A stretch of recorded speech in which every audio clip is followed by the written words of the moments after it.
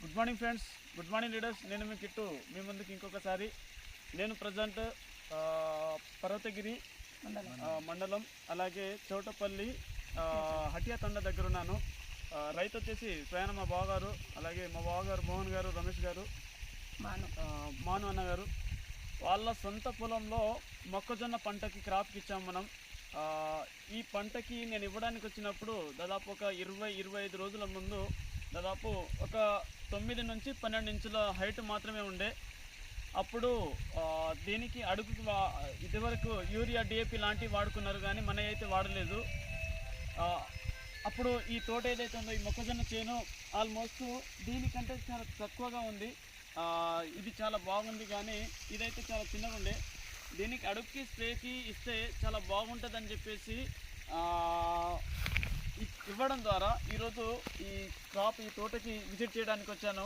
ఒకసారి రైతు మాటల ద్వారా విందాము. సార్ నమస్తే. అంతకుముందు మంచిగా లేదు, మీరు మందులు వాడినప్పుడు 2వ డోసు వరకు ఇప్పుడు వరకు మంచిగా ఉంది. మీ పేరు? రమేష్. ఏ ఊరు? చౌటపల్లి. నిజం చెప్పండి, దీన్ని వాడక ముందు దీని హైట్ ఎలా ఉండే? ఒక ఫీటు అప్పుడు ఫీట్ ఉండే, అది వాడిన తర్వాత 3 ఫీట్లు దాకా పెరిగింది, మంచిగానే ఉన్నది. సంతోషం. దీనికి చూడడానికి వచ్చినప్పుడు ఈ మొక్కలు ఎంత హైట్లో ఉండే సార్? అదేమో 2 ఫీట్లు ఉండే, ఫీటే ఉండే. ఇప్పుడు ఆల్మోస్ట్ ఇది అది దరిదాపుల దగ్గరలో. సో చూడండి ఫ్రెండ్స్, ఇదే ప్రతి ఒక్క రైతు తెలుసుకోవాలా. ఏ రైతు రైతే రాజు అంటారు, కానీ ఏ రైతు కూడా రైతు రాజుగా ఉండడానికి అవకాశం లేకుండా పోతుంది. ప్రతిదీ దౌర్జన్యం అవుతుంది. ప్రతి రైతుకి మనం హెల్ప్ చేయాలి.